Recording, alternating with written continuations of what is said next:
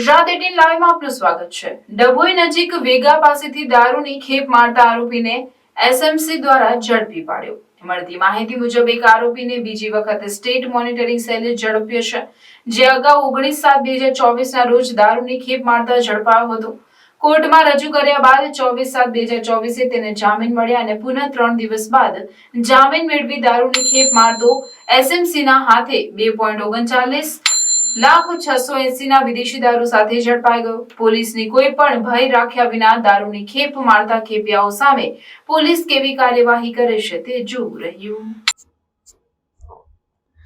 પોલીસનો ભય રાખ્યા વિના ગાંધીના ગુજરાતમાં દારૂની ખેપ મારતા ખેપિયાઓ કાયદાની તો 80 કે 83 કરડ્યા હોવાનો કિસ્સો ડભોઈમાં સામે આવ્યો છે। ડભોઈ નજીક વેગા નજીકથી સ્ટેટ મોનિટરિંગ સેલ પાકી બાતમીના આધારે ફિલ્મી ઢબે એક બ્રેઝા ગાડીનો પીછો કરી વેગા નજીકથી દારૂની ખેપ મારી રહેલા ઈસમને ઝડપી પાડ્યો હતો। તેનું નામથામ પૂછતા રજાક અબ્દુલ મંસૂરી જાણવા મળ્યું હતું। હવે મોટી વાત એ થઈ કે આ જ રજાક મંસૂરી અગાઉ તારીખ 19/7/2024 ના રોજ સ્ટેટ મોનિટરિંગ સેલના અધિકારીઓએ 24,52,800 મુદ્દામાલ સાથે ઝડપાઈ ગયો હતો અને કોર્ટમાં રજૂ થયા બાદ 24/7/2024 ના રોજ શરતી જામીન પર 3 દિવસ પહેલા જ છૂટ્યો છે અને ફરી દારૂની ખેપ મારવાનું શરૂ કરી દીધું। કોર્ટે આરોપીને ગુન્હાહિત કૃત કરી ફરી ન કરવા સહિતને શરતે જામીન આપ્યા બાદ પણ કાયદો નેવે મૂકી આરોપી ફરી ગુનો કરવા માંડી પડ્યો।